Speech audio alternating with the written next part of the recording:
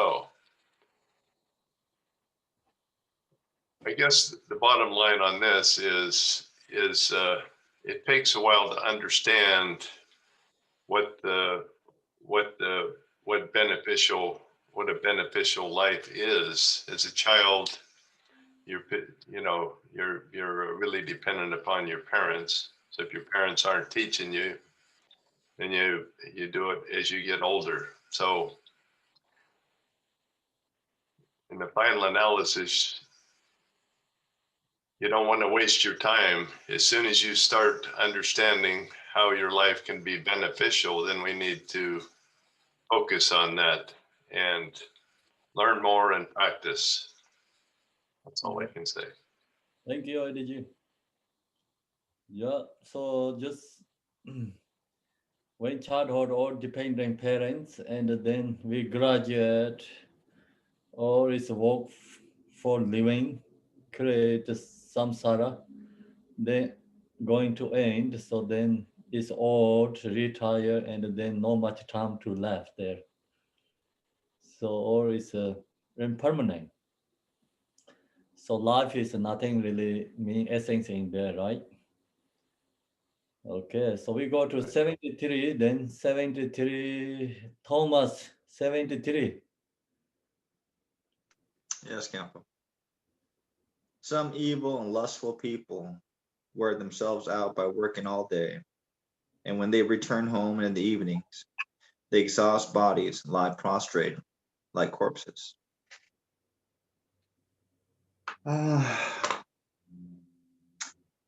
Work all the time, uh, and we go through life day in and day out. Samsara is kind of like this. Our desires for objects, we waste our lives, never satisfied, never happy with what we have. Yes. Endless desires. We chase and chase material gain. Maybe one day we will awaken. Maybe one day. Okay. So or for I had a question about this one. Why did they restrict that to evil people? Not only evil people do the same thing. Why are they just saying they're evil and lustful if that's what they do, when people who aren't exactly evil or exactly lustful, they have the same experience of working really hard all day and coming home and dropping over? so Why maybe evil? used to only some strong desire people does, but not everyone. This time everyone is evil. I guess so. Okay. Just wondering. Yeah. So I think used to that don't really work hard the same as this time, people. So this time just everyone works so hard. That's why everyone is become evil, because it's for chasing all these desire things. Okay, so then we go to two verses together. I think it's a lot of verses. We have two verses go together.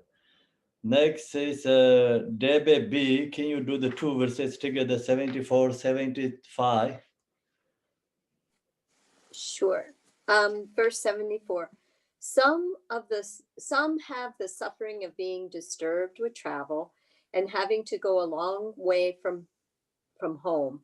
Although they long for their spouses, they do not see them for years at a time. And the main point with this was we have a life, a precious human birth, and we do worldly things, but we don't do anything that's meaningful. It's just we chase after desire objects.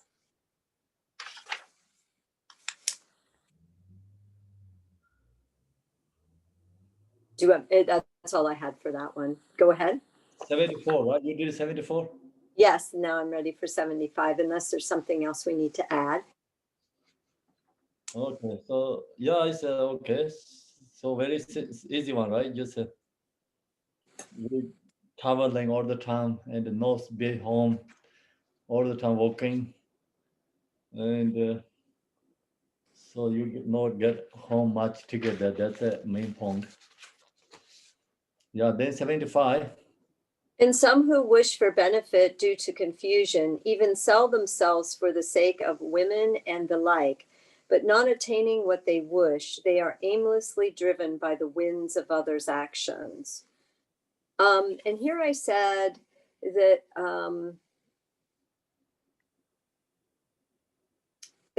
you had mentioned about thinking a little bit in different ways, that this would be a little bit cultural, so that they would be striving for wealth and power. And many may even sell their bodies or want some benefit, but actually creating their own suffering. And the result is not what we want, but we basically become a servant to others and have no power over ourselves. We lose control and freedom, and we're dependent on others. And for example, like we go and we work for a company, and then that company has control over our lives. You know, we have to be there at a certain time, we leave at a certain time. So now they have control over you. So we lose that sense of freedom. We lose that sense of ability to do what's meaningful, because we've engaged in following desire. And then we lose that ability. Yes. Okay, 76, 77. Mary,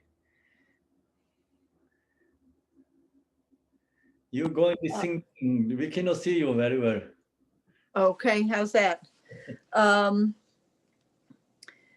And some who wish for benefit due to confusion even sell themselves for, is that right? Did you just do that one? Okay. 6 and 7. Some sell their own bodies and without any powers are employed by others. Even when their wives give birth, their children fall at the feet of trees in lonely places.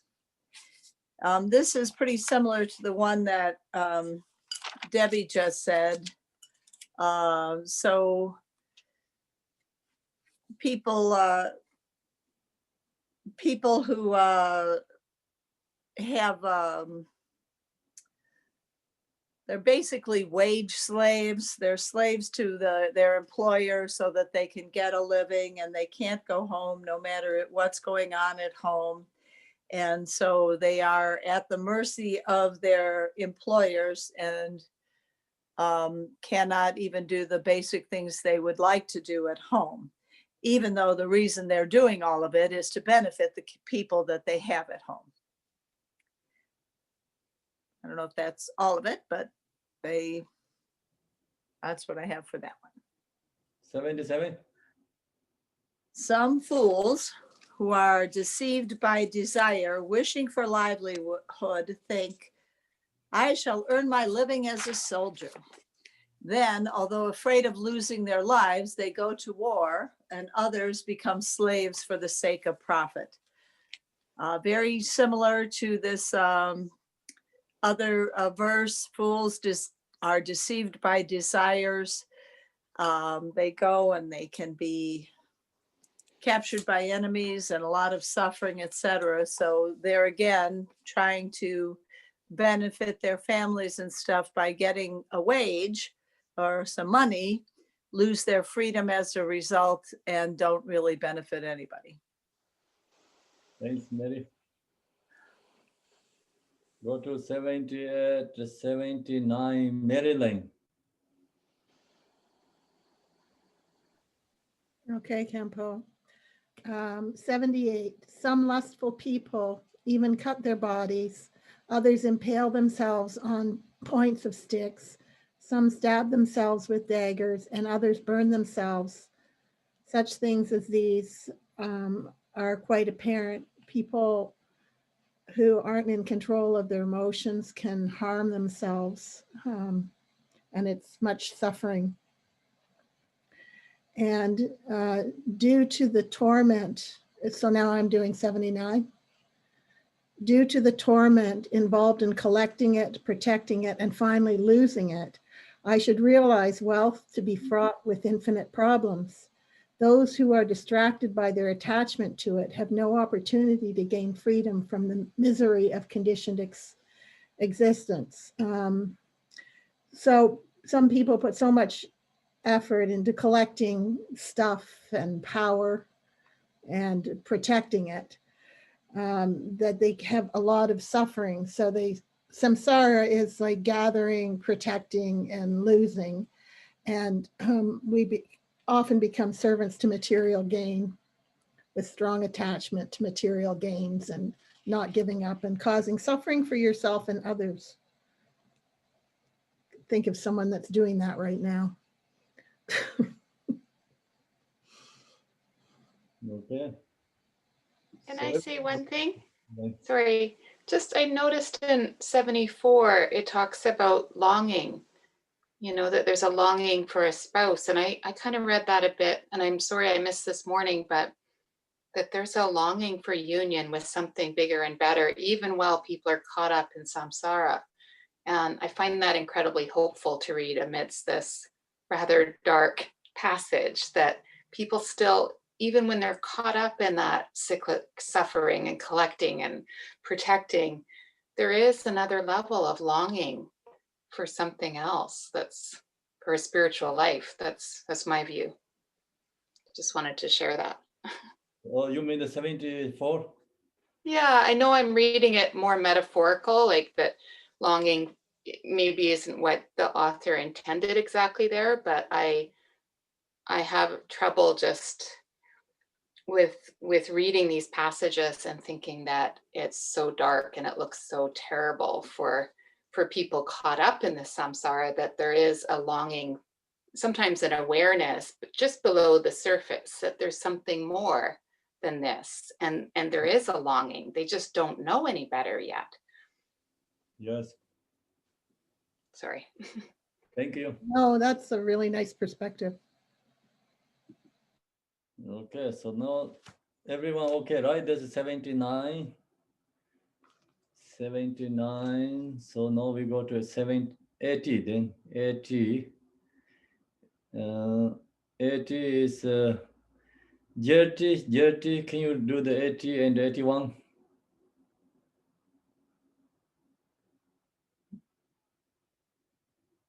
Jill? Yeah, just learning how to unmute still here. Give me a moment. 80, in the same way as animals drawing carriages are only able to eat a few mouthfuls of grass, likewise desirous people have many disadvantages such as these and little profit. Well,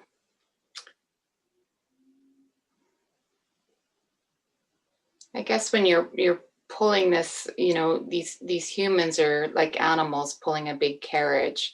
It doesn't really matter what's in it. It's not profiting you to gather all these belongings and drag them along behind us. And we can only eat a very few small mouthfuls of grass is enough to sustain us.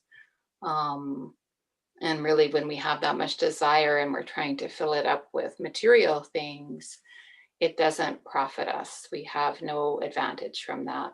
It's actually a disadvantage. Can you do the 81? And since even animals can obtain this little profit, those who are pained by their previous actions waste these leisures and endowments so difficult to find for the sake of something trivial that is not scarce.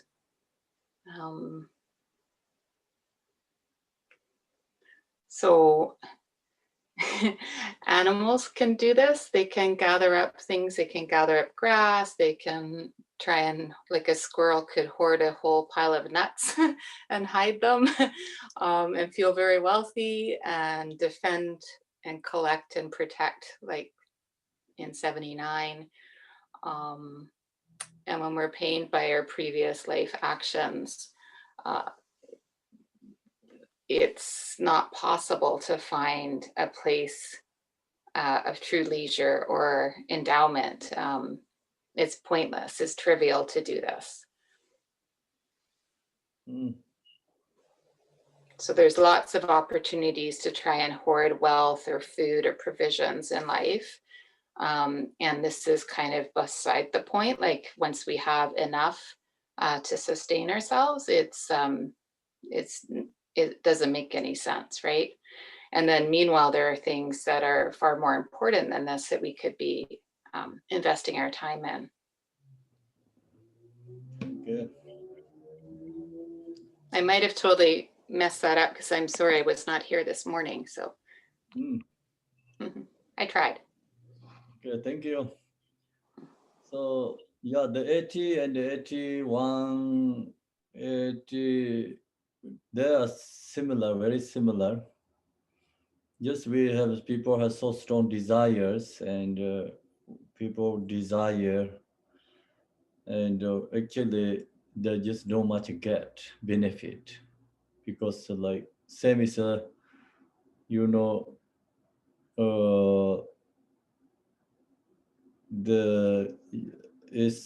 animals drawing carriage are only able to eat a few modes of grass. Means this gets very small, but also they get more tortured than that,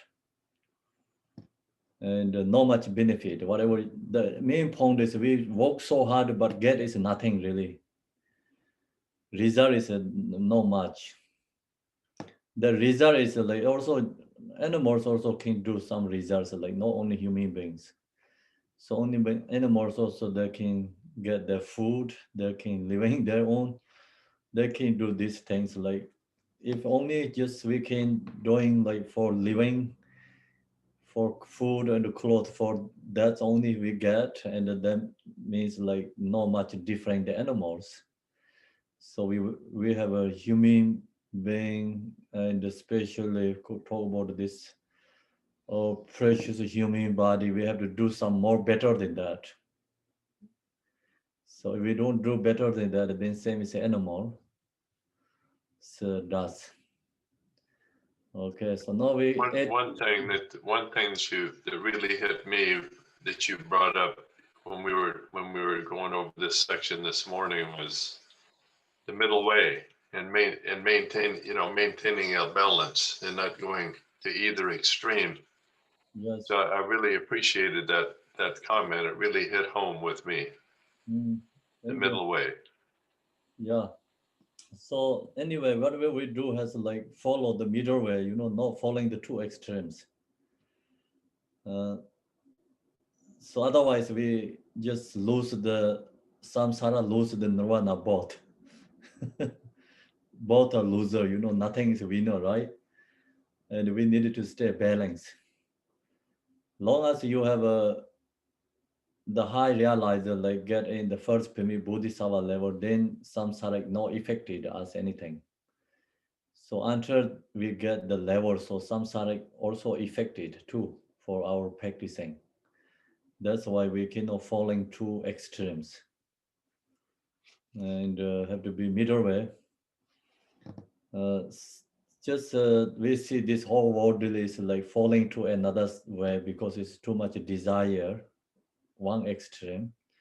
Then some people just lose the worldly, also they become homeless. They don't have food, clothes enough, poverty so strong, suffering. So that's also falling another way, and both are suffering. So we have to go to middle way, and then you have an opportunity to understanding samsara. You have opportunities to understanding the nirvana, and you can practicing dharma. If we falling either ways, then no opportunity practice dharma. So this Shantideva giving teaching is more like just he sharing is like for practitioners who can give up all these worldly things.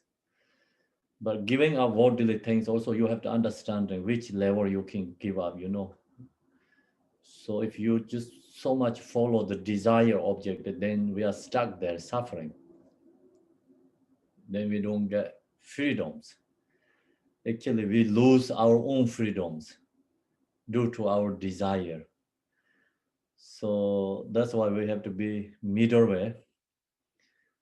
And now we go to 82, 83. Amanda, can you do the 82, 83? Yes, Khenpo. The objects of desire will certainly perish, and then I shall fall into hellish states. but Buddhahood itself is attained with just 1 million of the difficulty. Involved in continually exhausting myself for the sake of what is not very great.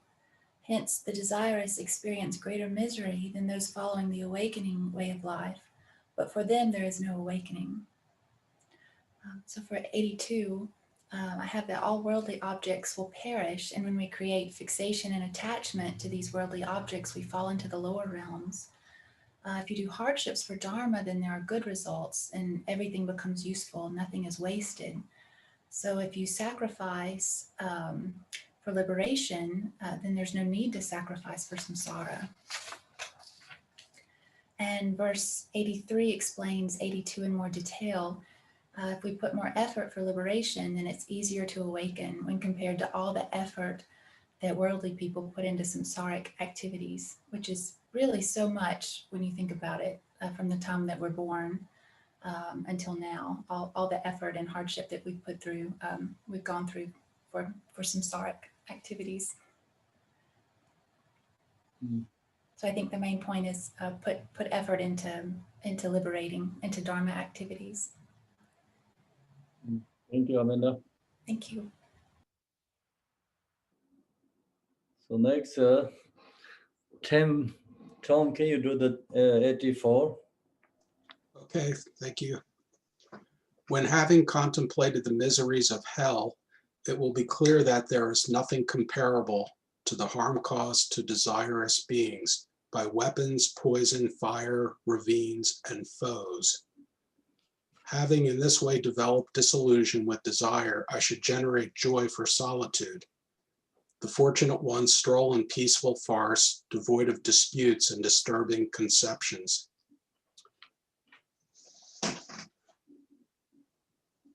Well, Shantideva is so kind to kind of quench our obsessed minds with things. So in a general sense for the teaching. And in this one, you know, of course, all of us contemplate worse conditions that we're in right now. And of course, if you contemplate the hell realms, it kind of makes you automatically, it makes you pull away from things. So we're not divested into things so much, more contented. Not sure what he means by weapons, poison, fire, ravines, and foes. Having in this way developed a solution.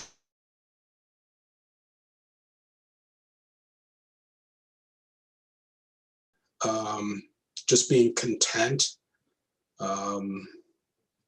with one's solitude, whether it's in a peaceful forest or some sort of a quiet, safe setting. They're very similar. They'll be devoid of disputes and disturbing conceptions, we hope. Thank you. You're welcome.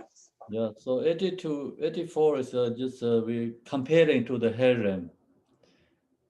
And our human beings, like we have in this world, have so much, like we said, big problems, sufferings. That suffering problems comparing to hell realms is nothing.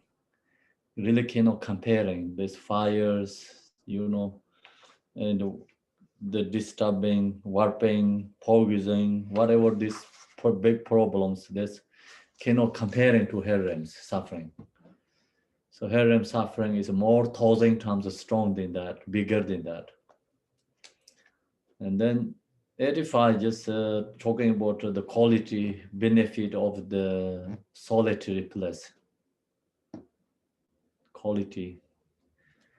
Okay, so now we go to the 86, 87. Avura, please.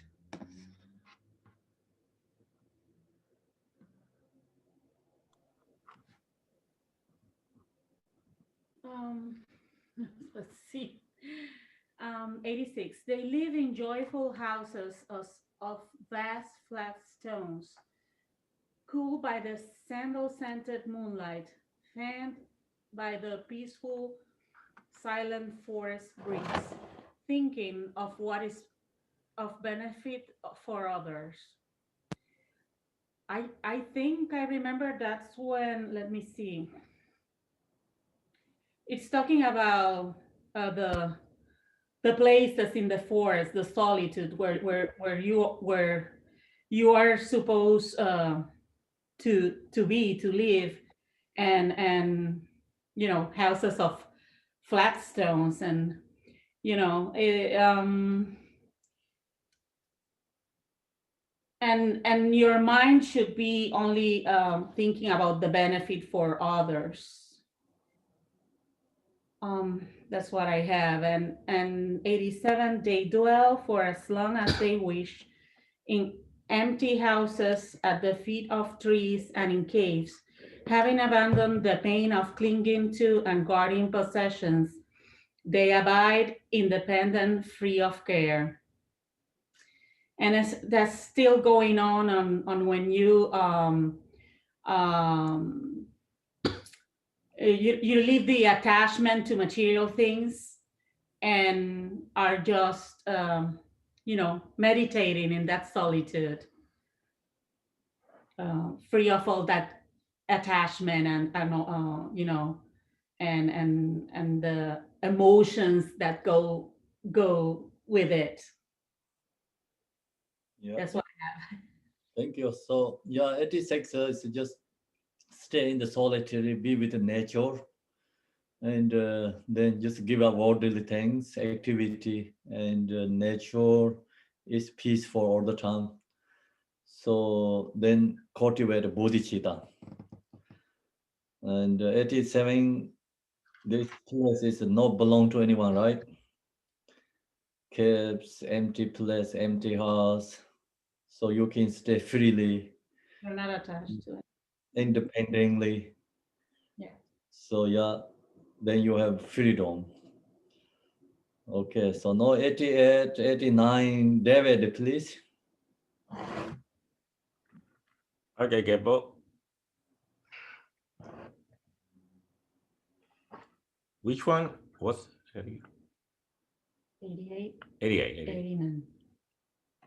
Living as they choose, desireless, having no tie with anyone. Even the powerful have difficulty finding a life as happy and content as this. And that one, what you mentioned this morning on Shantideva, is that is freedom life, you know, to be in that, True freedom. to freedom, to be in that condition in the forest, no depend on anybody, no attached to any object. And the second part is that the powerful doesn't have that type of life. They're attached to the objects. And now be in that location, you go to meditation in the 89, having in such ways as this, though about the excellence of solitude, I should completely pacify distorted conceptions and meditate on the awakening mind. Be there, you're going to have the opportunity to meditate in this place and practice and pacify your mind to practice and remove or control your emotions and meditate in the bodhicitta. Good. Thank you, David. Khenpo, in this section, you brought up your friend in India that chose that path. So, what did he tell you about his experience? I'm curious. Can you say again? You had the friend from India that was that chose this solitude or this type of life, right? Yes. So what did your friend tell you, or how did he explain what he did? They used to that, they habituated that, then become everything's easy.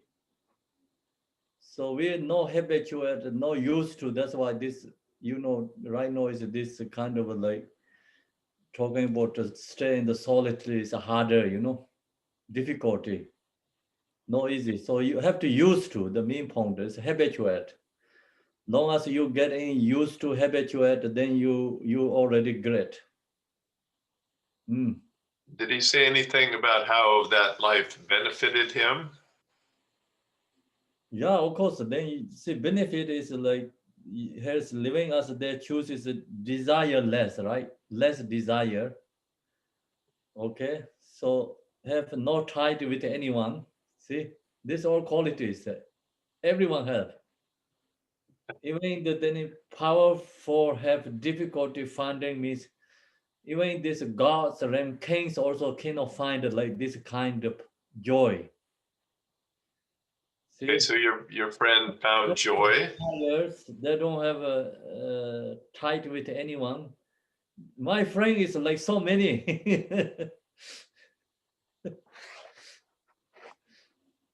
So them talking about their experience or reading words are two different things.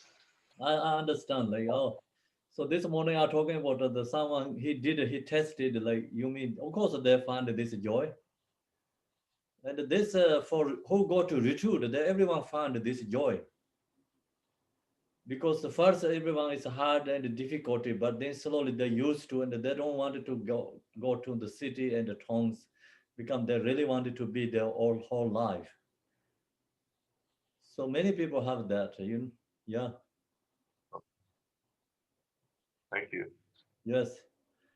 Okay, so this all the say desireless, no tied with anyone. This all is benefits. It's that's rise, like you stay, practice yourself in the solitary place. So that kind of joy. So even the God kings, they have a powerful, have a difficulty to find him. So they cannot have this joy. So we are already better than God kings. Then no, of course, like all these human beings kings, So better than that. Have joy, happy, right? Then 89, yeah. So we be in the solitary places. So we have to meditate, cultivate. So practice meditate helps like become completely pacified, distorted conceptions. Let's become go away thoughts, emotions. It's meditate. Your minds become passive, peace, and you pacify all distractions, conceptual emotions. Yeah. So now we go to 90 and 91. 90 and 91. Sandra, can you do please?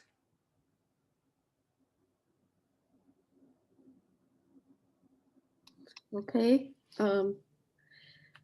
First of all, I should make an effort to meditate upon the equality between self and others. I should protect all beings as I do myself, because we are all equal in wanting pleasure and not wanting pain. So my notes talk about that this is the source of the four immeasurables. Prayer kind of comes from here. This is the beginning, the part on equanimity, where we can, we can do the Tonglen meditation, exchanging self with others, because we realize that really we're the same. We're all the same. We're all the same in this way. We all want the same things, to be happy, not to suffer. Although there are many different parts and aspects, such as the hands as a body that is to be protected, they are one. Likewise, all the different sentient beings in their pleasure and their pain have a wish to be happy that is the same as mine. So you were talking about we don't have a bias between our right hand and our left hand, or our right eye and our left eye. We protect all our body parts the same. So we are using equanimity in our approach to ourselves. And we look at our body as a whole, one whole thing to protect. And in the same way, we should have equanimity toward all sentient beings and think of them really as part of us, and we're all one thing because we all want the same things. Thank you. So yeah, this 90 is starting, like, you know, it's more detail explain, going to meditate equanimity. And then after that, we're going to meditate exchange, like, you know, and self is other is a self. So here is right now is like going to more explain about is equanimity practice first. That's why we have to recognize, you know, same desire, same wanting, others and us, no difference. So now we go to the 92, 93. Debe.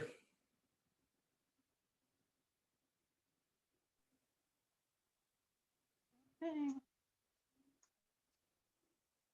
The suffering that I experience does not cause any harm to others, but that suffering is mine because of my conceiving of myself as I. Therefore, thereby it becomes unbearable.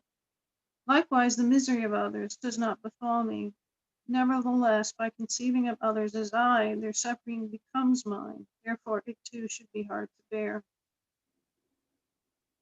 And here, when he's talking, I mean, he's kind of showing how serious this is when he's talking about equality between yourself, not seeing yourself as separate, we're all the same. The suffering of other beings is as real to us as our own suffering. So if I'm injured or something bad happens to me, it's very difficult for me to walk away from that, step away from that, because I feel this self. I'm accepting the notion that I am a discrete human being. And if I recognize that I am an illusion, then I should recognize that the distinction between I and others, well, we're all the same. And so that's what I got out of it. Okay, thanks, Debbie. So yeah, this the main point is just our own my suffering is not really any cause any harm to others.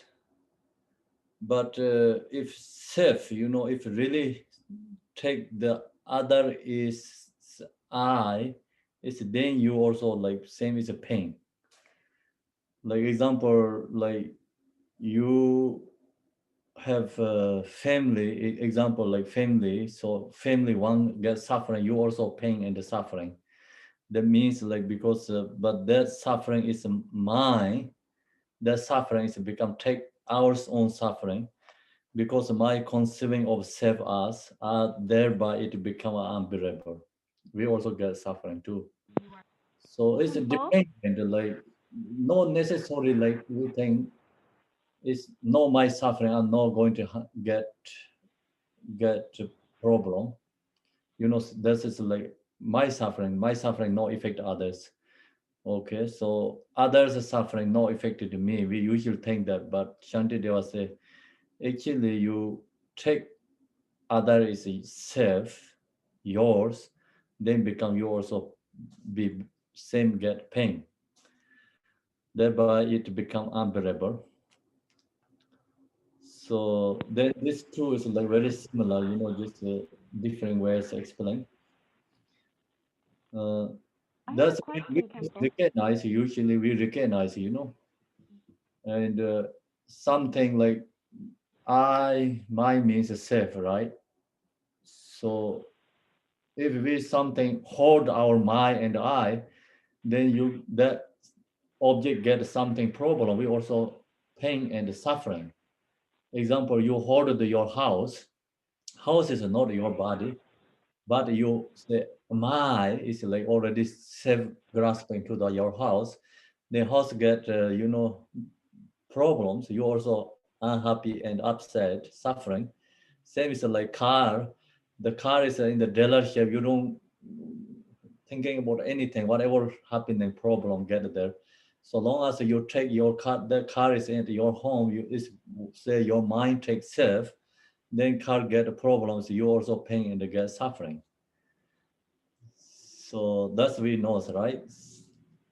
And the main point is like self, you know, self as I. And yes, Lomi? Oh, hello. It's not Lonnie. It's Vana. Khenpo, are we supposed to not feel the I? Huh? Are we supposed to not feel I? Oh, if we cannot suppose I, that's the best way. But so not feel it, like not feel the I, not feel myself? I is myself, yes. Not feel? We're not supposed to feel it? If you cannot feel it, that means it's like really great, but we no choice. Oh, thank you. Yeah. So long as we have a self-grasping, it's no choice. I is self. You know, actually the self is no exist, truly no exist, but we don't have that selflessness of phenomena as a realization. Selflessness of person, I mean, selflessness of person realization, we don't have. So long as we have a self, then that's the reason we have to cultivate this, you know, economity and cultivate this exchange. So that's reduce the self. So now we go to. Oh, can I ask a question? Yes. Well, one is a comment, one is a question. Often, if I feel really sorry for myself for some reason, if I think about other people who are going through the same thing, it usually helps my suffering, you know, lighten, you know, which is just weird. I think what it's doing is it's helping me realize like I'm not the only one with this problem, and I let go of some self-pity or something, because you know this is saying the opposite. If I think of other people suffering the same way, it should increase my suffering, but it's not my experience. If I think of other people suffering the same way, it usually helps me. And then the other question is going to sound really insane, but I wonder why we don't feel other people's pain. If we have sort of, you know, if there's one mind, or if we have a basis of mind that's the same, why is it that we don't actually perceive other people's pain? So I think this is Shantideva all giving these answers here. You think so? Your answers is there. So here, see, that's 92, I mean the 92. So this first is like people, we have this kind of thought. The suffering that I experience does not cause any harm to others. So then why I have to take care of others? So then Shantideva said that this, but, you know, answer is that. And so then likewise, the misery of others does not befall me. So that is like we thinking usually. Then Shantideva say, if you think that, but that's also incorrect. Nevertheless, by conceiving of others as I, their suffering become mine. Therefore, it too should be hard to bear. So that's the reason we have to meditate equanimity. So Khenpo, basically, is he saying that our suffering, everyone's suffering is their own responsibility? Because on one level, on the maybe the relative level, if someone's suffering, they can impose that suffering on others, but only if the others accept that imposition of the suffering. So we're responsible for our own happiness. Is that what he's saying?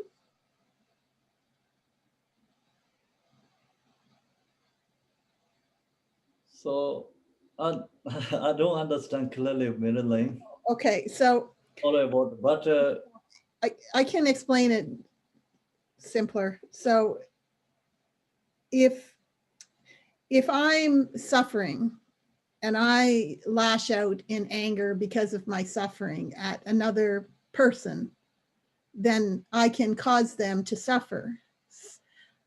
So when he says that our suffering is only ours, we don't share it with other people, is he saying that everyone is responsible for their own state of mind and their own suffering? So no matter if someone imposes their suffering on you,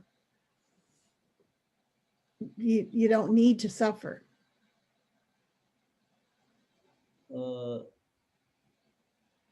So I didn't get exactly, but this each word has like one is like ordinary, our thoughts.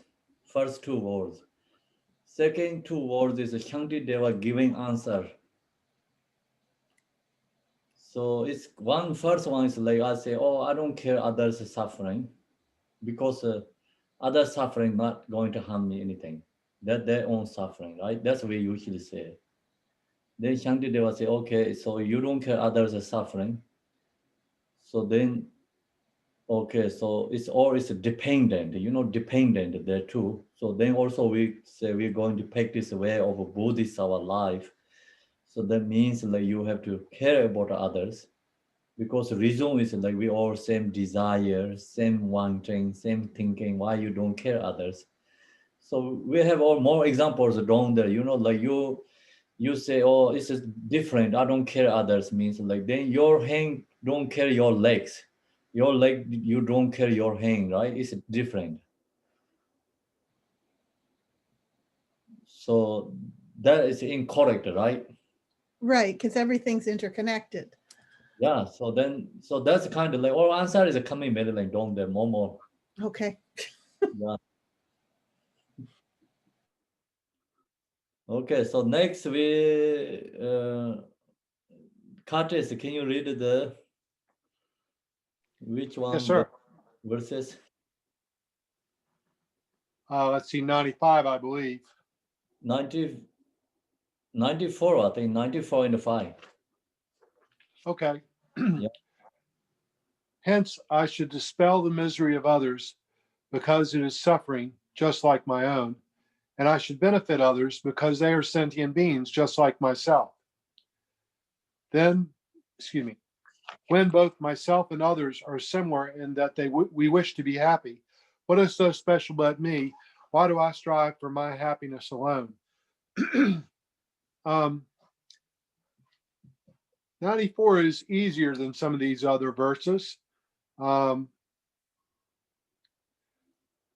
It invites us to basic empathy and to try to be helpful to others because they're like ourselves.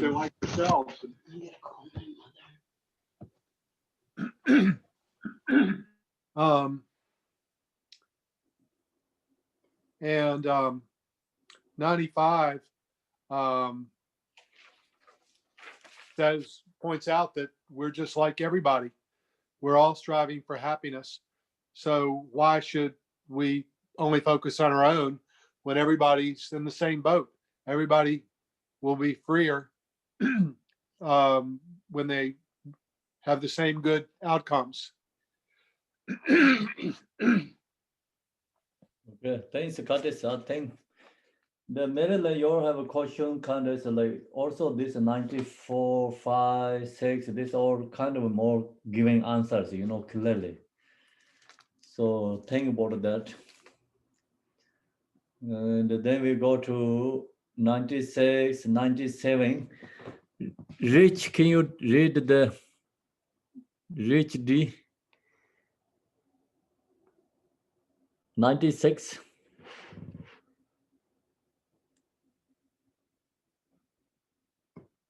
Can you hear? You are mute. Here we go. 96 Yes. and 97. And when both myself and others are similar in that we do not wish to suffer, what is so special about me? Why do I protect myself and not others? But why should I protect them if their suffering does not cause me any harm?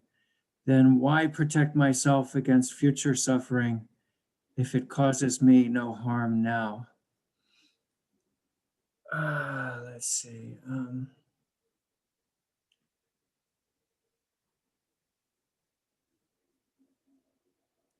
Yeah, I think he's saying that our suffering is not special. Everybody suffers equally. So we're not special and we're not exempt. We don't escape suffering either. And 97, why should I protect them if their suffering does not harm? That's a little tricky, that last one, number 97. Yeah, it's a little bit hard. Yeah, a little bit hard. I think he's trying to say, we might imagine that we're not going to suffer in future lifetimes, but in fact, we will suffer in future lifetimes. And other people's suffering, I think, will somehow impact us. Like we can see with the coronavirus, that other people's suffering can directly affect us as well.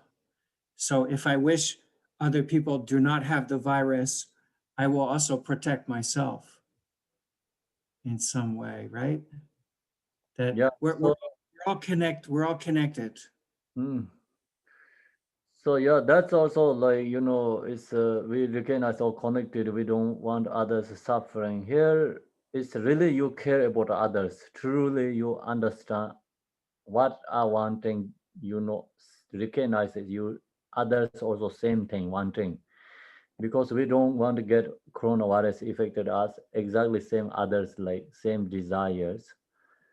So if we get suffering and due to this virus, like others also who get the same suffering. So we realize that, and that's why we don't want to get our suffering and others same like that. So that is the 86, you know, are similar in that we do not wish to suffer, right? Same. What is so special about me? Then why only I don't want to get this virus? Others I don't care, because if you really don't want, so same thing others also don't want too.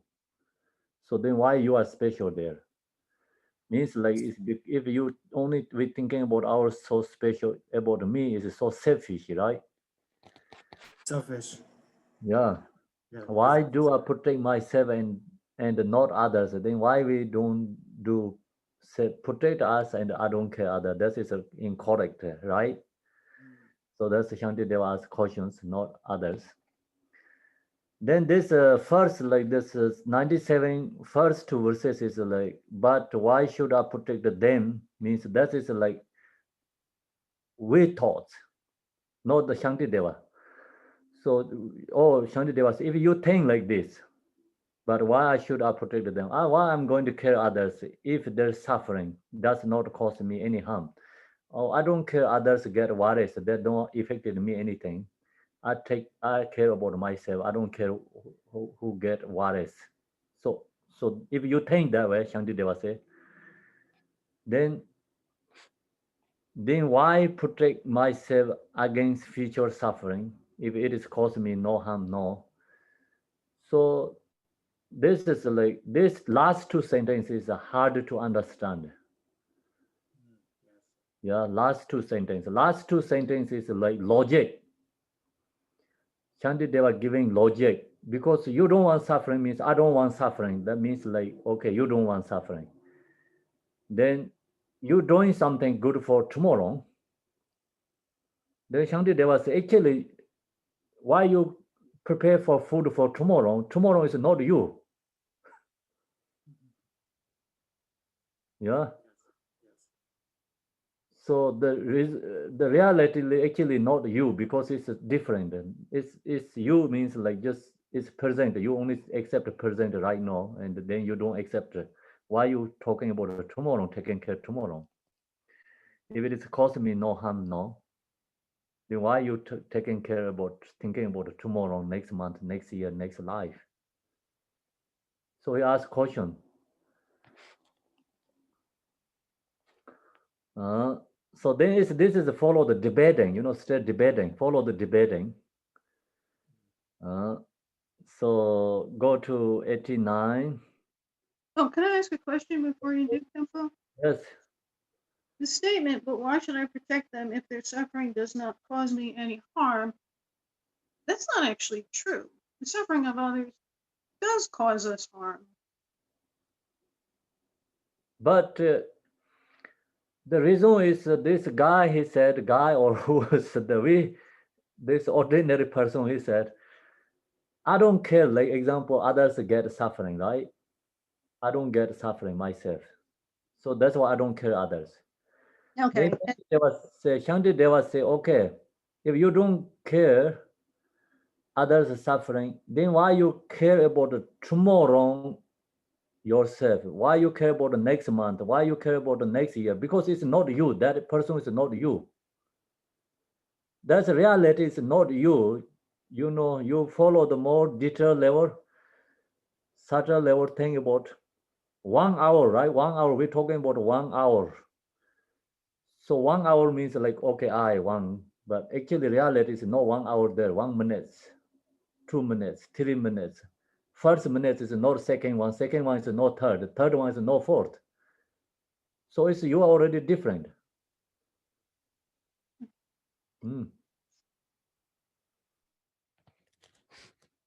It's follow the logically, that's one is. Okay, so now go to next one is Lisa, can you do the? Yes. 98. It is a mistaken conception to think that I shall experience the suffering of my next life, for it is another person who dies and another that will be reborn. So I'll try my best with this. It's kind of hard to.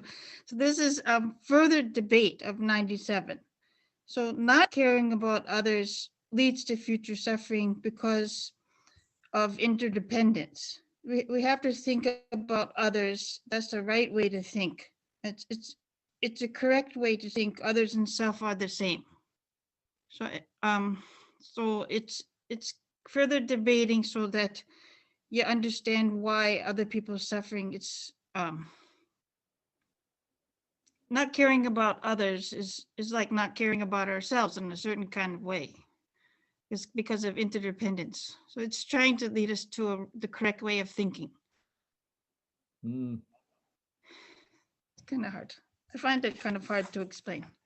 Yeah, it's see the 98. See, so no, that person also like just don't accept the stare. He arguing again. The person say, okay, it is a mistake conception to think. What did that person think that I share experience the suffering of my next life? He said, of course, I'm going to care about tomorrow. I get suffering. If I don't have food and tomorrow, if no shelters, I get suffering. Of course, I'm going to care about tomorrow, next year, next life. That is me. Shantideva said that is a mistaken conception to think. Actually, that wrong thinking. Why is it wrong thinking? For it is nothing person who dies. If you die, it's like that person is not you. And another that will be reborn is who is born, that also not you, is some different person already, because it's not you, it's already changing. So die person who is going to birth person is not you. Then why you care about them? So still it's a debate and it's continue. 99. Want me to do 99? Yeah, please. Surely, whenever there is suffering, the sufferer must protect himself from it. But the suffering of the foot is not that of the hand. Why then does it protect it? So I think this means to me, it's foolish to think selfishly. It's just, we want to adopt the unselfish way of thinking, not just think about ourselves all the time. And I think he's using the analogy of the body to help understand interdependence again. Then it's just, the logic is pretty difficult here. So the reason why we protect others, because others and the self are the same.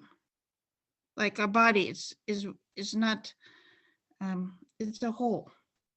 So that's the best I can do with that.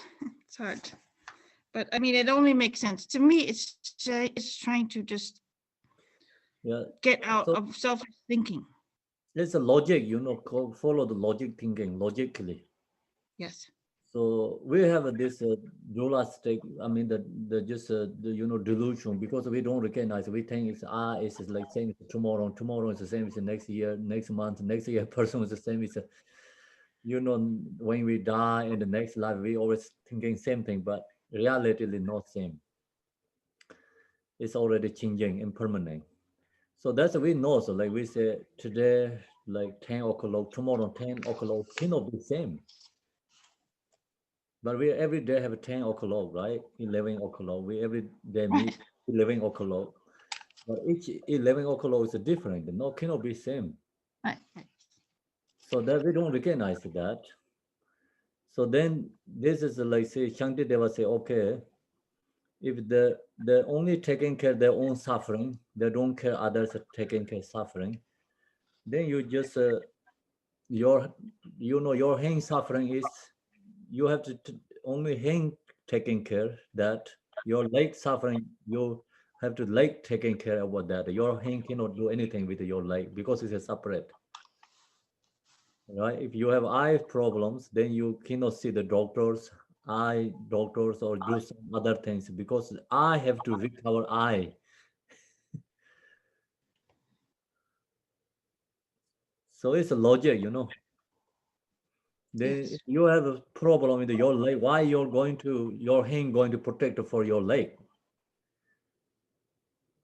It's your hand and your leg is different.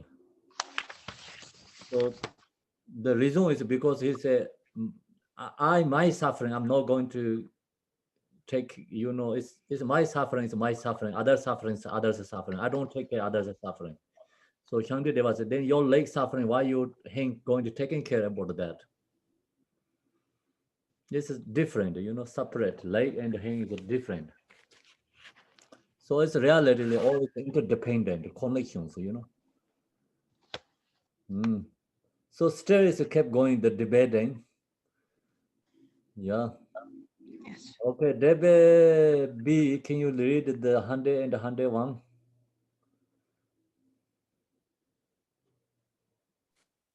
Yes. 100. Although this may not be justified, it is done because of grasping at a self. But surely whatever is not justified for myself or others should at all costs be rejected. So these continue to be a little bit difficult. So I will do my best too.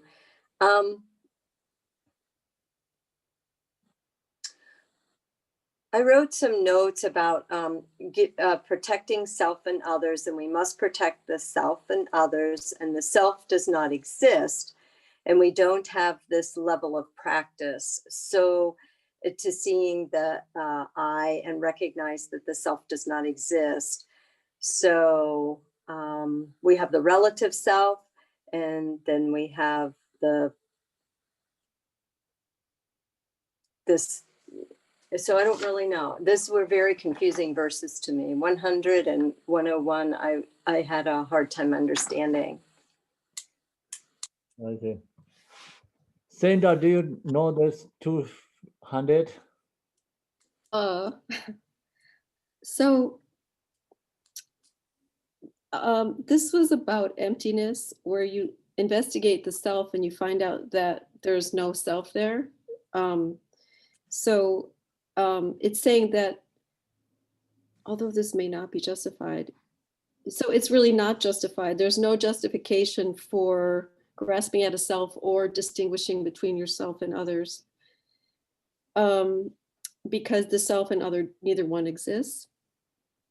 And then 101, when it says continuum, that's the continuum is like what you talked about, time. Time doesn't exist. You know, you can break an hour into minutes and a minute into seconds, and you can keep going. And, you know, there's no permanent time there.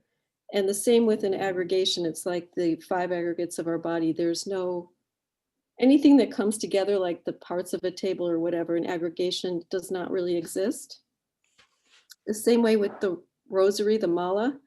The mala doesn't exist. It's a composite of 108 beads. And if you take them apart, the mala doesn't exist.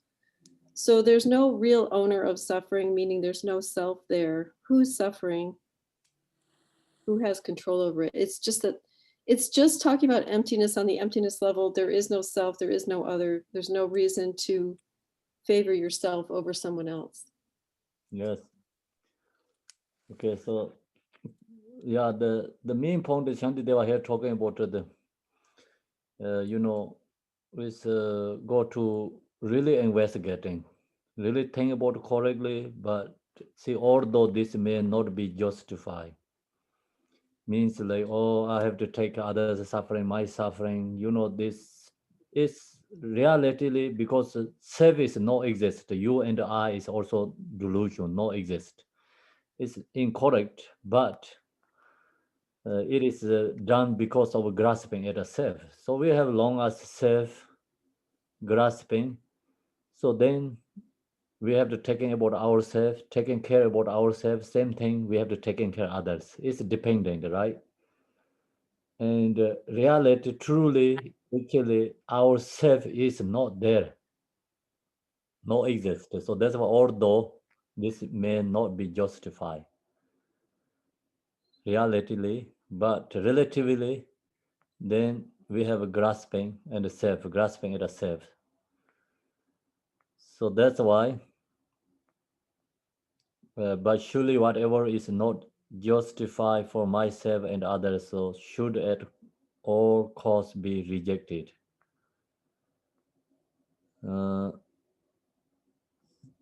it's talking about just truly no exist, but relatively we have this going on self and others. Absolutely, actually nothing is existed there. So then this is an example, more example. 101 is an example. Okay, so everyone okay that? Here, just a short part is Shantideva become into the absolute truth, you know. The debating is use logic, of course, always go to the truth. So that's why he said actually relatively no exist self, others, but we have a delusional, we have that. And 102, 103, 102, 103, Alita.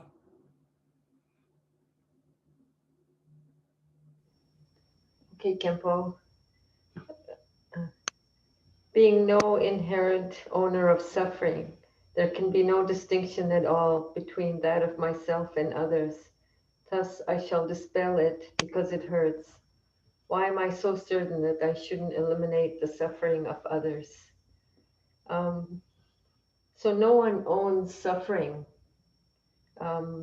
If there's suffering in the world, we are all affected. There's no such thing as my suffering and your suffering. So we need to work to eliminate all suffering because otherwise we're all affected.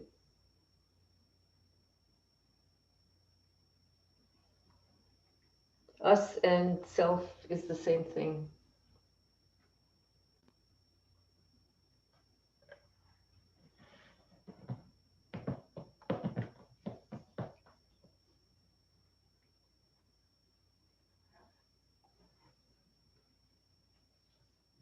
Is that right? Okay, you finish? 102, I finished. 102, okay, 103. Okay. But since neither the suffering nor the sufferer truly exist, why should I turn away the misery of all? There is no ground for argument. For if I prevent my own sufferings, surely I should prevent the sufferings of all. If not, since I am just like other sentient beings, I should not prevent my own suffering either. So in my notes, it says,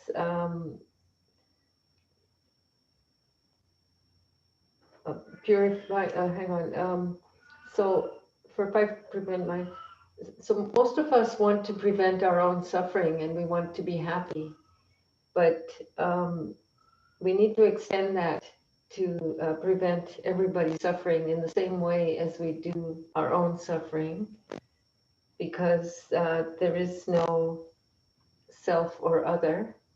And what I have in my notes here is if we work to prevent the suffering, what we're doing is purifying karma, and what we need to do is burn the causes of suffering. So not just to work on the suffering, but to go down to the causes of suffering.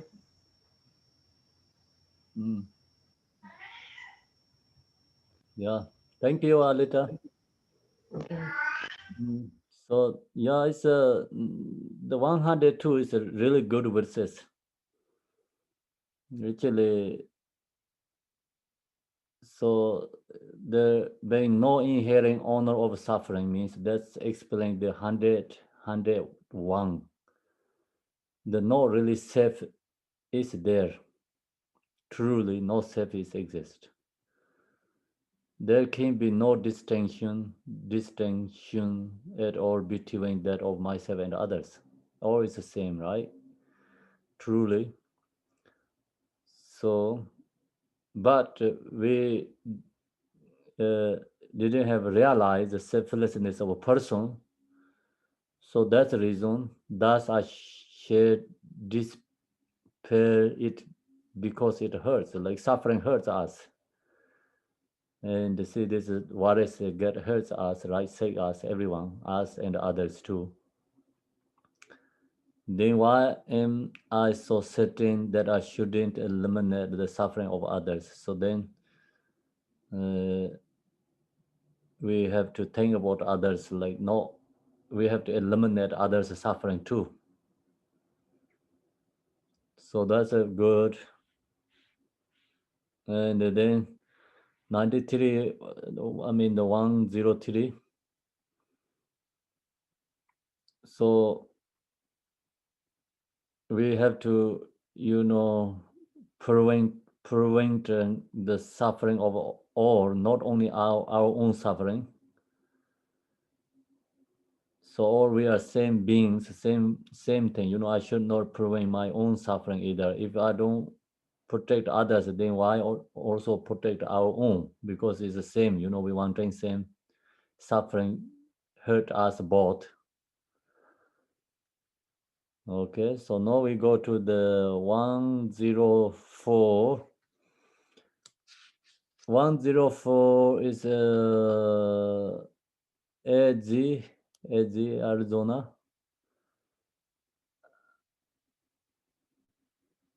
AG, right? AG. Yeah, I'm just juggling. Okay, 104. But since this compassion will bring me much misery, why should I exert myself to develop it? Should I contemplate the suffering of living creatures? How could the misery of compassion be more? And I don't know what they mean by how could the misery of compassion be more? What does that mean? So first two is also debating, others' thoughts. The last is Shantideva is also giving, like, okay, if you don't want it like that, then how about that way, Okay. Kind of just he giving back to, have to think again the person. Okay. I'm going to read it one more time. I don't think I really get this one, but since this compassion will bring me much misery, Why should I exert myself to develop it? Why? Well, to improve your karma, for one thing, to set the stage that with each rebirth that you have the karma to practice the Dharma. And another thing, you know, So I got this one is the so you know the other people who taught, other means like the who going to debate with Shantideva. Shantideva asked him to cultivate the compassion on others. That person said, no, I'm not going to practice compassion. The why he said, I'm not going to practice compassion because the compassion will bring me much misery. So that's why, you know, why should I exert myself to develop it? Why I'm going to develop compassion? Compassion bring me suffering. But compassion doesn't bring you suffering in the long term. It's what gets you off the karmic wheel of life. Okay, it doesn't do that. What? So, yeah, that is the, you know, who person who debating with Shantideva. Okay, yeah, I get it now. Okay. But that's what I would tell the person. No, it doesn't bring misery. When you look out and you see all the misery in the world, it can bring you to tears and be very hard to deal with. But in the long run, you're never going to get off the karmic wheel of life if you don't practice compassion. Yeah, And exactly. yeah, Yes. because of no self. Yes. So that's why Shantideva giving answer, debating with the person. Should I contemplate the suffering of living creatures? How could the misery of compassion be more? See, we contemplate, you know, all these sentient beings suffering. Then how the compassion bring more suffering? Tell me how, you know, he asked like, go back to answer, question again. How can the compassion bring more suffering? What was it? Because my phone started to do weird things. Yeah, I didn't. there was a Hawkins, you know, like you think or you know, you thinking about, right? And wanted to benefit others, wanted to, you know, you cultivate or you contemplate the suffering of living creature beings. How that compassion practice bring the more suffering? Tell me. So that I don't is think ask it question does. back to again. I think it brings less suffering. So that main point is Shantideva main point is the compassion not going to bring more suffering. It's your thinking is wrong. So the main point is your thinking is wrong. Compassion not bring more suffering. That's the reason is like the answer more explain is 105. Okay. 105, yeah. 105. Lamin, can you do 105?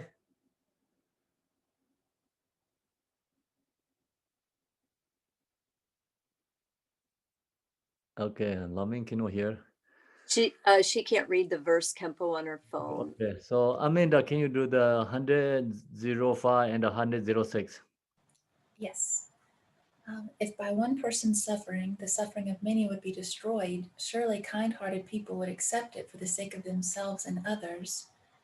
And 106 is, thus the Bodhisattva Sapusha Chandra, although aware of the harm the king would cause him, accepted his own suffering in order to eradicate the miseries of many. So for 105, if you really take someone's suffering, then the suffering of many is destroyed. It removes our own and others' suffering.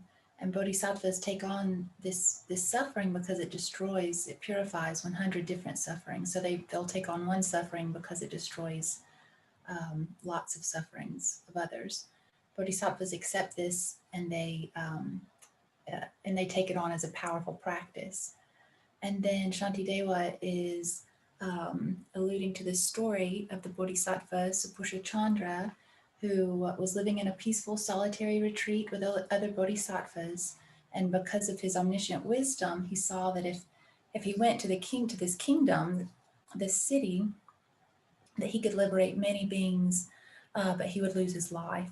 So he goes to the city and he teaches Dharma, and at night he circumambulates, I think, a stupa there, and then the these powerful people came and received teachings from him, the king and the queen. And the queen ended up giving up all of her worldly desires, and the king got jealous. And so he cut off the Bodhisattva's head, and the Bodhisattva lost his life. But the Bodhisattva knew that he would happen, but he still took on that suffering so he could liberate all those other beings. And so milky nectar came from the Bodhisattva, not blood, and the king recognized this, that he did wrong. And so he built a stupa that benefited many beings. And you were telling us that because of Buddha's and Bodhisattvas' pure intentions, their pure aspirations, that they can, I guess their aspirations are the stupas contain these aspirations because they aspire. They have these pure aspirations in a state of non-conceptual thought. And so then they always benefit beings. I think that's everything. Thank you, Aminda. Thank you. Yeah, so this 104 is followed by 105. 105 is more explained. The compassion is not going to get suffering. Compassion actually really purify, reduce the suffering, remove the cause of suffering. And then also actually Bodhisattvas not really, like fear of their own suffering. They don't have fears of their own suffering. The example is this Bodhisattva Supucha Chandra, or the Bodhisattva, he knows it, right? He loses going to his life. So he knows he's going to benefit so many people, but he have a choice. So he happy to do benefit others, and then he don't suffering, he lose his head. So that's also going to more, it's 107, 108. So now it's 107. The EDG, can you do 107? Yes. Thus, because he loves to pacify the pains of others, he whose mind is attuned in this way would enter even the deepest hell, just as a wild goose plunges into a lotus pool.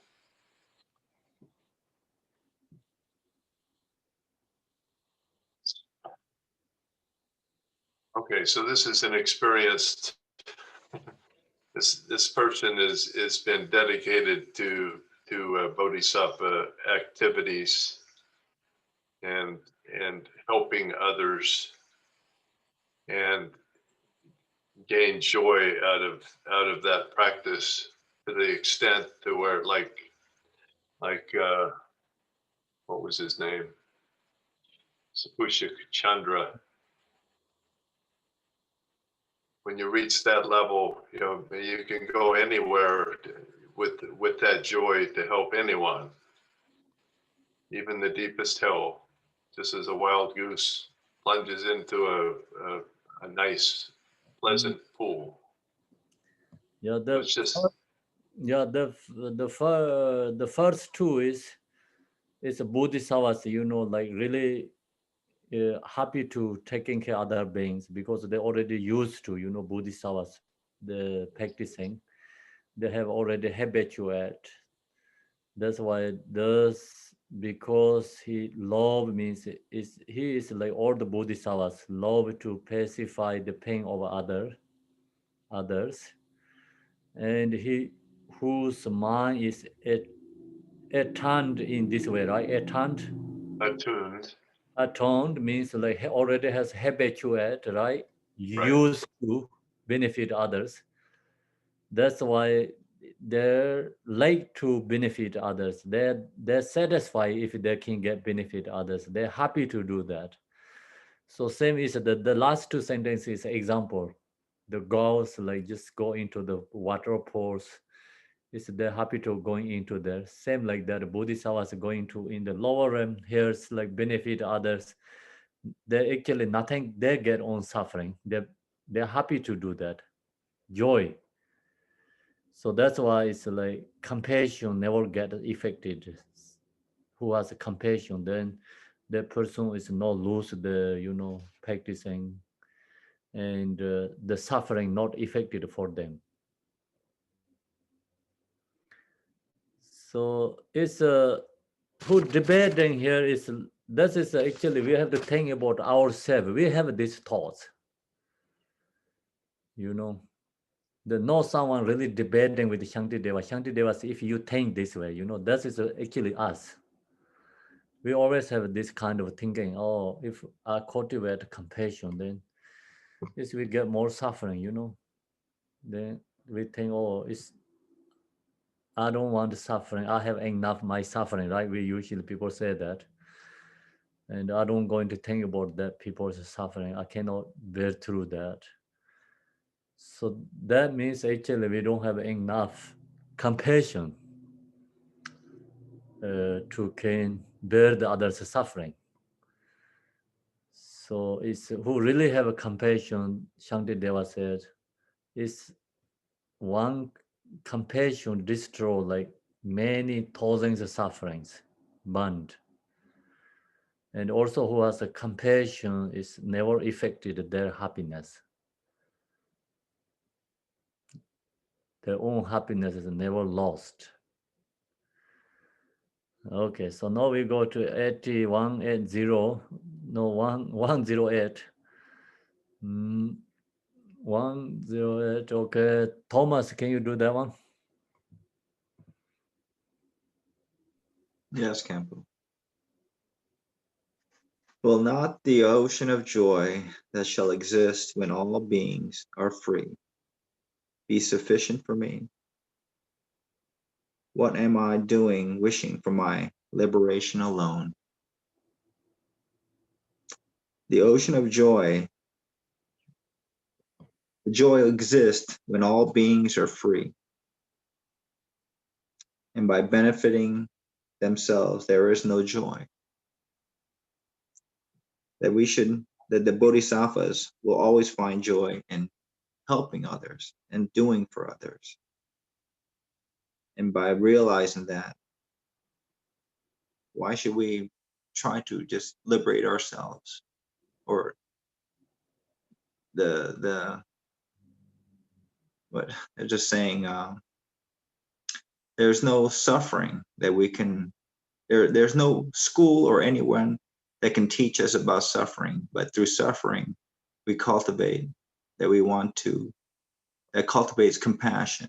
By cultivating the compassion, we want to become a Buddha. And right here, I mean, the heart and the depth of a bodhisattva's heart is just endless. Just always wants to help others. Right. Yeah, just Bodhisattva only happy is like benefit others. So then no more anything that. Yes. So that's why they don't really thinking about their own liberation. Never. Yeah. Okay. So 109. Kadis, are you going to sleeping? He fell asleep in the couch. I'm listening. Did you just call on me? Yes, I'm calling you. 103? Huh? What number? Number, you have to know where we are. I need a hint.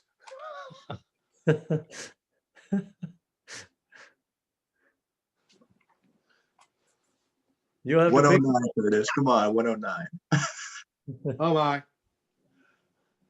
Therefore, although working for the benefit of others, I should not be conceited or consider myself wonderful. And because of the joy there is in solely doing this, I should have no hope for any ripening effect. Well, that's the ideal attitude to all this. We're going to be helpful to people. We're not going to be conceited about it, and we're not going to be being attached to any result.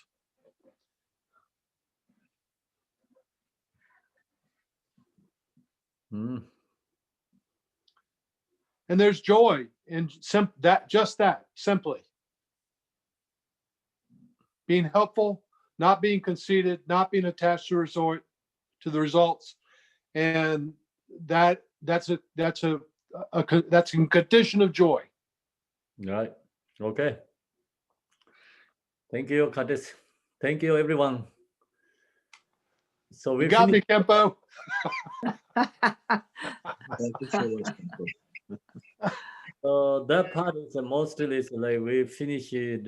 Actually, still we have one verse is 110 is tomorrow. Then we finish the meditation is equanimity. So that's always a part of meditating equanimity with others and us, equanimity practice. The tomorrow starting is exchanging. It's for tongning. Okay. I have a question, Khenpo. Hmm. Khenpo, the I is just a thought, right? What? Hello? What is? Yes. I have a question. The I is just a thought, right? I What is means? just a thought.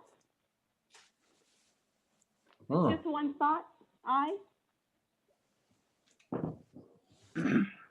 Is a thought. So how to explain that? I didn't get it. I means thought means. Oh, I have a question. Is I just a thought, right? Just I, when you think I, it's just a thought, right? Yeah, it's kind of a thought. Yes, I. Thought and feelings, and that's it. It doesn't really exist. Just one thought, right? Thought of I. If we Yeah. don't have thoughts, then there's no I, right? Can you say again? If we have no thoughts, there's no I. Oh, you mean we don't have thoughts, then we don't have I, yeah? Yeah, if you don't grasp to, if you don't have thought. Mm. Yes, I think so. Okay, thank you. Yeah, it's like just say they call the self, right? Self, talking about the self. So long as we have a self, we have a thoughts, we have I.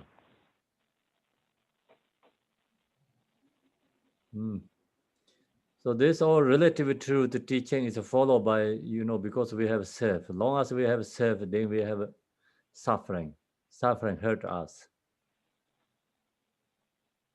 So then Shantideva sometimes like he almost go up to the, absolute truth. He said, actually not exist there, Self is not exist there. So he tried to going into more, is up into, the chapter 9, wisdom chapter. So wisdom chapter is talk about emptiness, not self is exist there.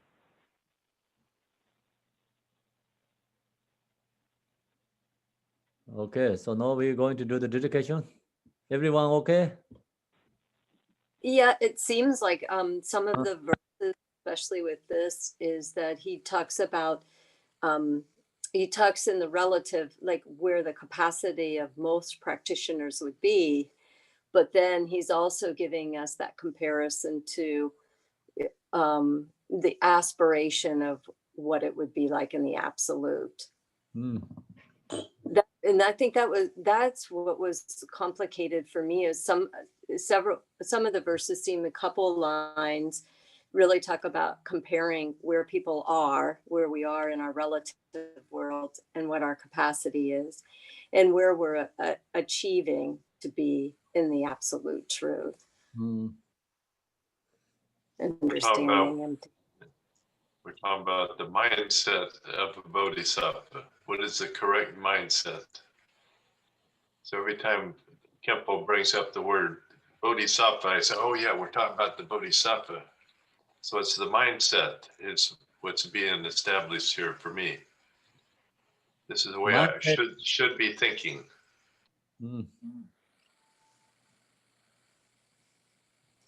Yeah, it's the debate. Yeah, we're going to like example, like talking about the relative truth. Then he debating with this, and so if you don't really care about others, like then just actually Shantideva said it, like then you don't care others, also you shouldn't care about yourself. Then like goes like more self is not exist, you know, kind of like going into the absolute truth. Mhm. Okay. And like Ed was saying, what is that? I think that's part of this too, is that in his last two verses, I think that you had said that that really is the definition of a bodhisattva, right? So we're creating that definition of how we should be thinking in terms of being a bodhisattva, creating those that habitual patterns in our mind. Yes, and from verse 91, he's hammering on us all the time. We are all parts of a whole, and at the same time, we are made out of parts. You know, there shouldn't be any separation, you know, in between other people and us, and there's no difference. He's hammering that, and that's the basis on which then everything that the Bodhisattva does grows, you know, goes into. The basis is that we are part of a whole. We are made out of parts. There's no separation in between other people and us. You know, there's no I. And so we are, let's work for all, you know, for everyone. And I think that's what he's saying all the time.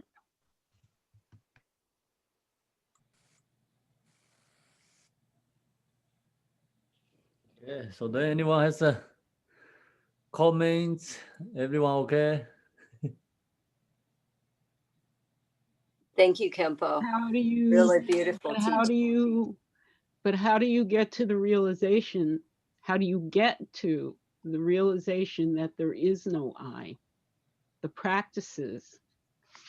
What practices? That's why I asked earlier about the four immeasurables. Not I, that's why we can get a realization, right? If the eyes exist, then really cannot get a realization. So you really cannot change, exchange like these things.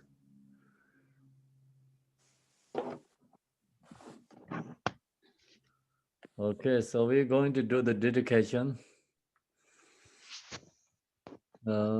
Tibetan. Emma Hong Om Sara Sanje Nawan Daye Da Yesu Jo Tuje Jembo Dang Yong De Sen Ban Te Jen Do Nam La Sanje San Sen Ban Min Gor Ji Gor De Jiang Om Sara Ba De Me Ba Ye De Wa Jin Ye Sa Wei Shen Kam De Da yin de ne zen be jur ma da je wa yin je bar ma ju bar de re jin ne nan de yan dong yo de ge da ge mo lan da ban de so je san sen dang je je pe men je bar sin je la de so Tiya da ben zang zhe ya awang bo de na ye so san jiu sem jiu rum bo jie ma jie ba nan ji jiu ru jie ji ba nyang ba me ba yang gong ni gong den pe wa xiu song nam de ye tam jie zi ba nye dong ne nian be zhang na bam ze de Jiga nam je balon chu ba ye se ben so len ro wa re sho jam ba re ba we che taran chen ba dan gen de zang bo de yan de yen de te da gen je ji se da lo jen ge wan de da dam je ra de ngo Xi za gen ze gen jin ji jie jie dem de ne la wan de zhi gong ba ren jin bar jie dem ba zen de bar xie zhou de zang gong ben zen jiu jie.